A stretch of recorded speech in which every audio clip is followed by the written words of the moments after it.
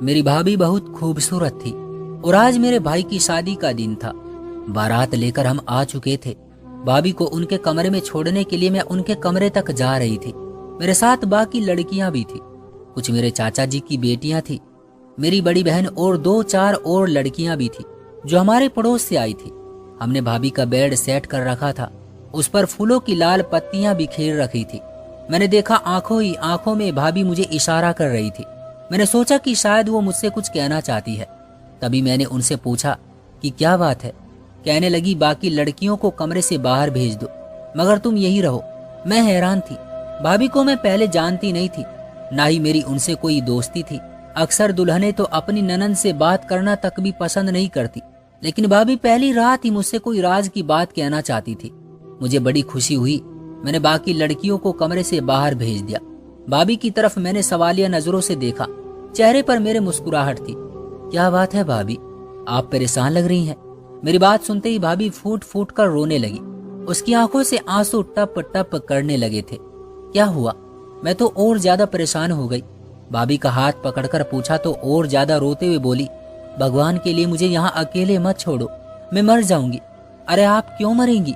भगवान न करे, मेरा भाई आपके साथ है, आपका पति है वो, आप लोगों की शादी हुई है, इसमें रोने वाली क्या बात है। मेरी बात सुनकर भाभी ने दहाड़े मार मार कर रोना शुरू कर दिया। अब तो मुझे उनके इस रूप से खो पा रहा था। मैंने उसे बहुत समझाने की कोशिश की कि हर लड़की की जिंदगी में ये सब होता है, मगर जब मैं उठकर जाने लगी तो यकीन मानिए कि उसने तो मेरे पांव पकड़ लिए। भगवान का वास्ता ऐसा मत करो, वरना मैं मर जाऊंगी। मेरी जिंदगी में कुछ बाकी नहीं रहेगा। बेइज्जत और जलील हो जाऊंगी। क्यों बेइज्जत होंगी आप? वो आपका पति है और मेरा भाई कोई वैसी दरिंदा तो नहीं जो आपके साथ कोई बुरा व्यवहार करेगा। वो बहुत प्यार करने वाला लड़का है। मेरी बात सुनने के बावजूद भी भाभी के रोने में कोई कमी नहीं आई। तभी मुझे भाभी के कमरे में किसी और की मौजूदगी का एहसास हुआ। मैंने नजर उठाकर देखा तो चौंक गई थी। मेरे सामने मेरे बाबा खड़े थे। बाबा की आंखों में तो जैसे खून था, वो बहुत गुस्से में लग रहे थे। भाभी ने एक नजर बाबा को देखा और फिर यूं नजरें झुका ली, जैसे ये दोनों एक दूसरे को जानते हों, या फिर भाभी बाबा से बहुत बड़ा शिकवा कर रही हो। बाबा ने नफरत से भाभी की तरफ देखा और मेरा हाथ पकड़कर बोले, चलो बेटी यहाँ से। आजकल की औरतों के यही सब डरामे होते हैं। क्या इसे नहीं मालूम कि तुम्हारी अभी शादी नहीं हुई है? ऐसे मामलात एक कुंवारी लड़की को बताने की क्या जरूरत है? बाबा ने गुस्से से भाभी की तरफ देखा। नहीं बाबा, भाभी तो बस अकेले में घबरा रही थी, इसलिए मुझे कहती है कि मैं उनके साथ रहूं। मैंने सोचा कि मैं भाभी के कमरे में ही रुक जाऊं, पर बाबा ने मुझे कहा, तुम बाहर चलो, मैं तुम्हें एक बात बताता हूँ। मैं बाहर आई तो बाबा ने अपनी जेब में हाथ डाला, 2000 के 2 नोट निकाले और कहने लगे, ये लो बेटी, क्या तुम्हें और भी पैसे चाहिए? 4000 रुपये इकट्ठे देखकर मैं खुशी से फूले नहीं समा रही थी। मैंने कहा, बाबा मुझे और पैसे नहीं चाहिए, लेकिन आप मुझे ये क्यों दे रहे हैं? इसलिए बेटी कि तुम मेरी बात मान लो। बाबा ने मुझसे कहा तो मैं और ज्यादा परेशान हो गई। कौन सी बात बाबा? मैं तो आपकी हर बात मानती हूँ। मेरी बात पर बाबा गहरी नजर से मुझे देख कर बोले, बेटा आइंदा तुम्हारी भाभी रोए, चीखे, चिल्लाए या तुम्हारी मिन्नत करे, तुम उसके पास नहीं जाओगी। वो एक शादीशुदा औरत है, अपने मसले खुद देख सकती है। तूने क्या जरूरत है माँ बनकर उसके सारे मसले देखने की? अच्छा चलो अब तुम जाओ यहाँ से। मैं सोच रही थी कि बाबा मेरे साथ ही वापस आएंगे, लेकिन अजीब बात थी, बाबा मेरे साथ कमरे में वापस आने की बजाय वहीं पर खड़े रह गए। मुझसे सब्र ना हुआ। मैंने पीछे मुड़कर देखा तो ये जानकर हैरत हुई कि बाबा तो भाभी के कमरे में जा रहे थे। अजीब बात है, मुझे वहां से निकाल कर खुद ही कमरे में जा रहे हैं। ये क्या बात हुई? मैं गुस्से में मम्मी के कमरे में आ गई। मैंने उन्हें कहा कि बाबा ने मुझे पैसे देकर भाभी के कमरे से निकाला है और खुद उनके कमरे में चले गए। ये देखकर मम्मी के चेहरे का एक रंग आया और एक गुजर गया। कोई बात नहीं बेटा, तुम्हारे बाबा है, इस लड़की के ससुर है, अगर चले गए तो ज्यादा हैरानी की बात नहीं है। माँ के चेहरे पर परेशानी तो थी, पर मुझे तसल्ली दे रही थी। माँ ने मुझे तो यही कह दिया था कि तुम बहुत छोटी हो, ऐसे मसलों में ना उलझो। लेकिन मेरे दिल में एक बात थी जो कि वहीं की वहीं रह गई। रात को मुझे नींद ना आई। मैं तो प्यास के मारे अपने कमरे से बाहर निकली। ये देखकर मुझे हैरत हुई थी कि भाई रात के इस पहर अपने कमरे में होने की बजाय बाहर लॉन में खड़ा सिगरेट फूंक रहा था। मैं उसको देखकर हैरान हो गई। उस वक्त तो उसे अपनी पत्नी के पास होना चाहिए, लेकिन ये यहाँ क्या कर रहा है? यानी वो अपनी पत्नी से खुश नहीं है। ये सोचते ही मैं आगे बढ़ी। मैं ये देखकर हैरान रह गई थी कि भाई की आंखों से आंसू बह रहे थे। मैंने भाई को पुकारा, क्या बात है भाई, तुम रो क्यों रहे हो लड़कियों की तरह? मेरी बात सुनकर भाई ने मुझे गुस्से से देखा। तुम भी बाबा की चमची हो, चली जाओ यहाँ से, भाई गुस्से से बोल रहा था। क्यों जाऊं भाई, मुझे कोई काम बताओ, जल्दी जाओ, जाकर माचिस लेकर आओ। भाई की ये बात सुनकर मैं किचन में भागी, माचिस लेकर आई। मैं समझी कि शायद दूसरा सिगरेट जलाना होगा, लेकिन ये देखकर मेरी हैरत की इंतहा न रही जब भाई ने बाबा का दिया हुआ तोहफा अपने सामने रखा और आग जलाकर उस पर रखने लगा। क्या बात है, तुम बाबा का दिया हुआ तोहफा क्यों जला रहे हो? मैं हैरान होकर बोली और साथ ही वो कमीज उठाकर उस पर लगी आग को बुझाने लगी जिसे भाई जलाने की कोशिश कर रहा था। इतना तो प्यारा कुर्ता है भाई, बाबा ने तुम्हें शादी के तोहफे के तौर पर दिया था, तुम इसे जला क्यों रहे हो? ये बात मुझे समझ नहीं आई। तुम अपने काम से काम रखो, जाओ यहाँ से। भाई का गुस्सा देखकर मैं सहम गई, वापस अपने कमरे में आ गई। पर मुझे कुछ समझ नहीं आ रहा था। मुझे तो सारी रात नींद ही नहीं आई। सुबह 5 बजे मेरी आंख दोबारा खुल गई। मैंने उठकर बाहर देखा तो बाबा जाग रहे थे। बाबा के चेहरे पर काफी गंभीरता सी थी। मैं किचन में जा रहा हूँ। बाबा मुझे देखते ही बोले, मैं अपनी बहू के लिए नाश्ता बनाने जा रहा हूँ। भाई, असल बेटियां तो बहुएं होती हैं, अपनी बेटियां तो पराया धन होती हैं। बाबा ये कहकर किचन में चले गए। उनके पीछे पीछे आई तो देखा वाकई में नाश्ता बना रहे थे। बाबा, आपको भाभी की इतनी फिक्र क्यों है? मैंने पूछा तो बाबा ने बड़ी ही गहरी नजर से देखकर जवाब दिया, क्योंकि वो मेरे बेटे की पत्नी है। मुझे फिक्र नहीं होगी तो किसे होगी? सासें तो वैसे भी जहर उगलती हैं, और तुम्हारी माँ, उसका कोई भरोसा नहीं कि वो अपनी नई बहू के साथ कैसा सलूक करे। बाबा नाश्ता बनाने लगे, तभी मैं भी उठकर आ गई थी। माँ का चेहरा बुझा बुझा सा लग रहा था। कोई बात नहीं सुशीला, ऐसा हो जाता है अक्सर। बाबा ने जब देखा मैं अभी कमरे में खड़ी हूँ तो मुझे वहां से बाहर जाने का कहा। 2 दिन से घर में अजीब चीजें हो रही थी। मुझे किसी के बारे में कुछ बताया नहीं जा रहा था। मैं अपने कमरे की तरफ जा रही थी कि भैया और भाभी अपने कमरे से निकलते दिखाई दिए। भाभी ने सफेद रंग का जोड़ा पहन रखा था, कोई बनाव श्रृंगार भी नहीं किया हुआ था। मैं उन्हें देखकर चौंक गई थी। एक दिन की दुल्हन तो बहुत सजी संवरी होती है, बल्कि वो दुल्हन की तरह ही लगती है। लेकिन भाभी का चेहरा उतरा हुआ था और भाई का मुंह अलग लटका हुआ था। दोनों किचन की तरफ जा रहे थे। उन्हें निकलता देखकर मैं भी उनके साथ हो ली। मैं भी नाश्ते की मेज पर आकर बैठी तो बाबा मुझे घूर कर देखने लगे। तुम फिर आ गई? उस लड़की के साथ नहीं बैठना तुमने, मैंने तुम्हें रात को पैसे भी दिए थे। यही बात कही थी कि इस मामले से दूर रहना, पर बेटा तुम पर मेरी बात का असर क्यों नहीं होता? शादीशुदा लड़कियों के साथ कुंवारी लड़कियों को नहीं बैठना चाहिए। ये बात अच्छी तरह अपने दिमाग में डाल लो। बाबा की बात सुनकर भाई ने घृणा से बाबा की तरफ देखा था। बाबा, हम लोग इतने पारसा भी नहीं है जितना के बनते हैं। बाबा का सर झुक गया, फिर वो कुछ नहीं बोले। मैंने भी वहीं बैठकर नाश्ता किया। अजीब सी खामोशी थी जो मुझे अंदर ही अंदर काट रही थी। अभी 5 मिनट ही गुजरे होंगे कि हमारे घर के दरवाजे पर किसी ने आवाज दी। आवाज सुनकर भाई ने बाहर की तरफ देखा तो भाभी का खून सूख गया। इस वक्त कौन आ गया है? भाई के पीछे पीछे भाभी भी बाहर चली गई, जबकि बाबा भी उनके साथ ही चले गए। मैंने माँ से कहा कि हम भी चलकर देखते हैं। माँ बोली, खबरदार, तुम्हारे बाप ने तुम्हें इसी चीज के पैसे दिए थे कि तुम इस मामलात से दूर रहो, फिर तुम्हें क्या जरूरत है उनके पीछे लटकने की? चुप करके यहीं बैठो। 5 मिनट नहीं गुजरे होंगे, न जाने दरवाजे पर कौन था। काफी देर हो गई थी। बाबा और भाई नाश्ते की मेज पर नहीं आए थे। तभी मुझे भाभी की एक चीख सुनाई दी। मैं वहां से बाहर जाने लगी कि तभी बाबा वापस हमारे कमरे तक आए और बाहर से कमरे के दरवाजे को बंद कर दिया। मैं बाहर जाने की कोशिश कर रही थी, लेकिन बाबा ने दरवाजा नहीं खोला। यहाँ तक कि काफी देर गुजर गई। मुझे भाभी की दर्दनाक चीखों की आवाज अपने कानों में पड़ती हुई सुनाई दी थी। बाबा आखिर बाहर क्या कर रहे हैं? माँ, तुम मुझे बताती क्यों नहीं? मैंने माँ को झिंझोड़ते हुए कहा कि माँ की आंखों से आंसू बहने लगे। मैं कुछ नहीं कह सकती बेटी, मुझे अपना घर आबाद रखना है। अच्छी औरतें घर जोड़कर रखती हैं, घर को तोड़ती नहीं है।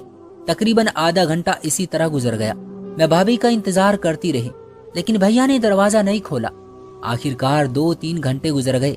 बाबा ने कमरे का दरवाजा खोला। मैं बेताब सी बाहर निकली। खबरदार, जो उस बेगैरत औरत के कमरे में गई तुम, बाबा ने मुझे टोकते हुए कहा था। बाबा, आप भाभी को बेगैरत क्यों कह रहे हैं? मुझे तो लगता है कि इस घर में सुकून नाम की कोई चीज कभी आ ही नहीं सकती। ये कहकर मैं अपने कमरे की तरफ बढ़ गई थी। मुझे मगर भाभी की बहुत ज्यादा फिक्र थी। बाबा के इधर उधर होने के बाद मैं भाभी के कमरे में गई। मैं भाभी से पूछना चाहती थी कि क्या हुआ है, वो रो क्यों रही थी। इतना ऊंचा ऊंचा चिल्ला क्यों रही थी? पर भाभी के कमरे का दरवाजा बंद था। मैं ये देखकर मायूस हो गई थी। जैसे ही मैंने कमरे के साथ कान लगाकर सुना तो भाभी की हल्की हल्की सिसकने की आवाजें अब भी आ रही थी। मैंने भाभी के दरवाजे को बहुत बार बजाया पर उन्होंने दरवाजा नहीं खोला। इतने में घर के दरवाजे पर दोबारा किसी की आवाज आई। मैंने जाकर दरवाजा खोला तो सामने मोहल्ले की एक औरत खड़ी थी। उसके चेहरे पर अजीब सी सातिराना मुस्कुराहट थी। बोली, तुम्हारी माँ कहाँ है? मैं उसे अंदर ले आई। माँ ने उसे इज्जत से बैठाया, चाय पेश की। कहने लगी कि क्या हुआ, थोड़ी देर पहले तुम्हारी बहू के चीखने चिल्लाने की आवाजें आ रही थी।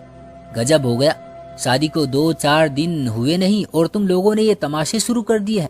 किसी की बेटी लाकर उस पर जुल्म कर रहे हो। माँ का ये सुनकर सर झुक गया था।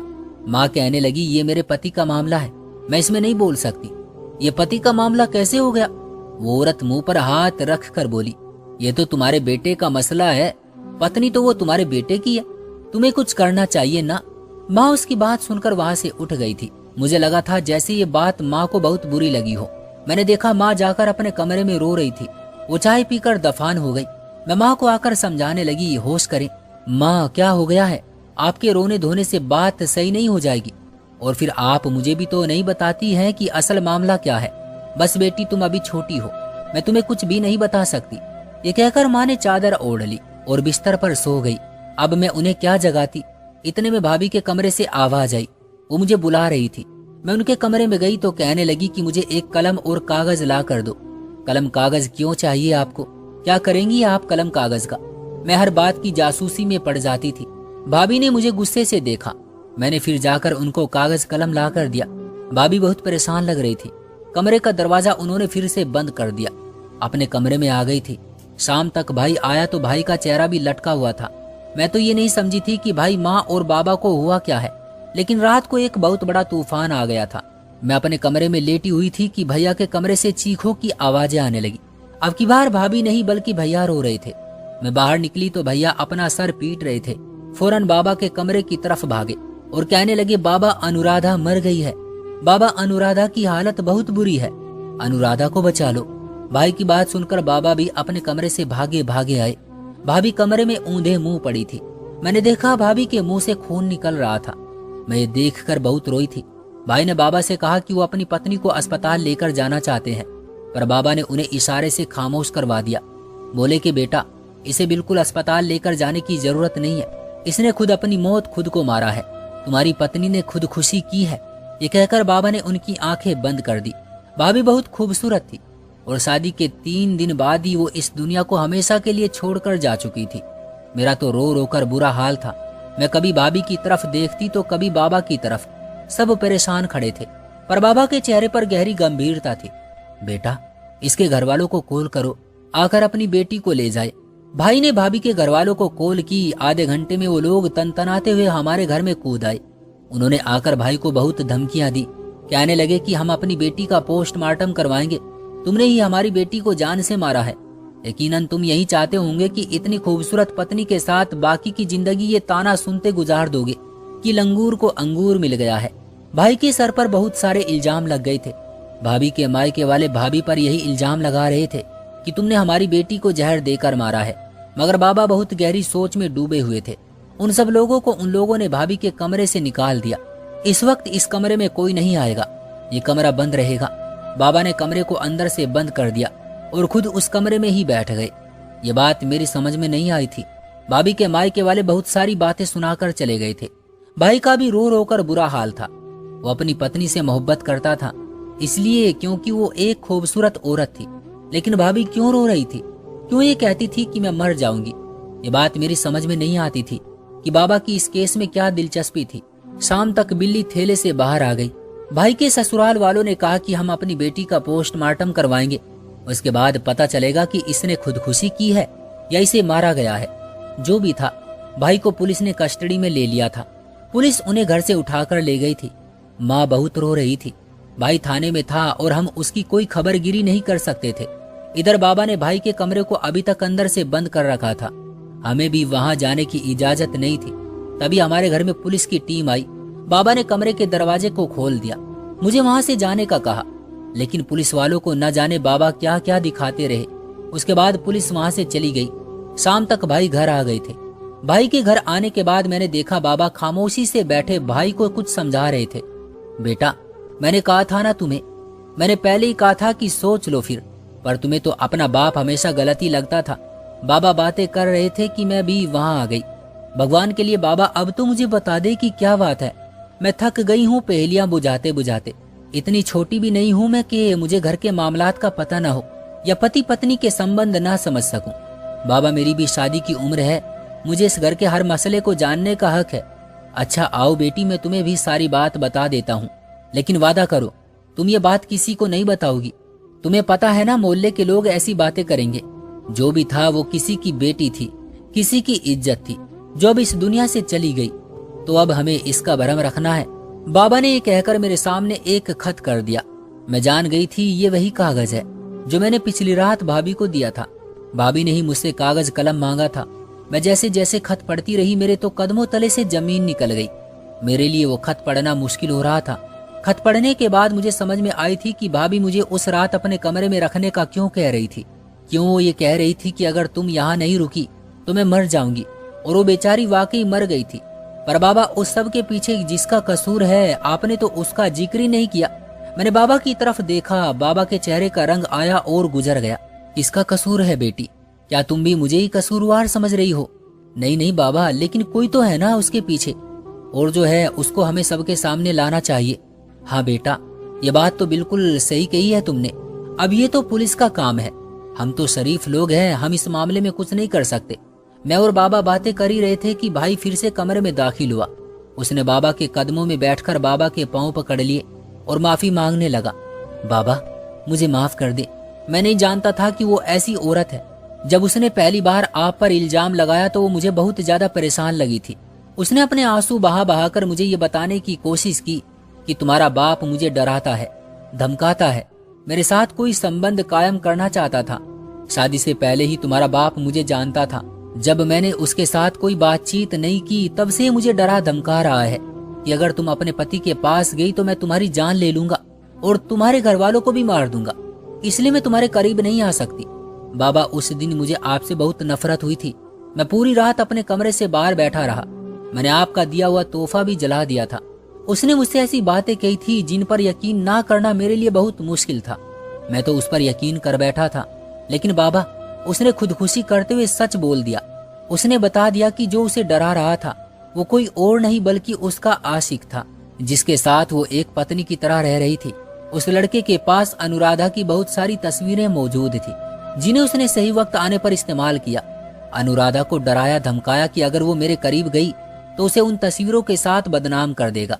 पता नहीं बाबा, उसने ये इल्जाम आपके सर क्यों डाल दिया, लेकिन जिस दिन उसका आशिक हमारे घर के दरवाजे पर वो सारी तस्वीरें फेंक कर गया था, उस दिन से मुझे यकीन हो गया था कि बाबा आप कसूरवार नहीं है। तभी तो मैंने उस पर हाथ उठाया था, लेकिन मुझे पक्का यकीन है मेरे हाथ उठाने पर उसने खुदकुशी नहीं की, बल्कि बदनामी के डर से की है। आपने बहुत अच्छा किया बाबा, जो पुलिस वालों को सारी बात सच सच बता दी, खत भी दिखा दिए और बाकी भी कोई शक नहीं रहने दिया, वरना तो ये औरत जाते जाते भी हमें बदनाम करके गई होती। मैं ये सुनकर हैरान रह गई थी। भाई के चेहरे पर कोई मलाल नहीं था, भाई अपनी पत्नी से शर्मिंदा भी नहीं था। सच बात है कि जो औरत वफा न करे, मर्द भी उसकी इज्जत नहीं करता, फिर चाहे वो कितने ही बड़े बाप की बेटी क्यों ना हो। दोस्तों, सही कहा ना मैंने? आपकी क्या राय है इस कहानी के बारे में? कमेंट बॉक्स में हमें जरूर बताइएगा।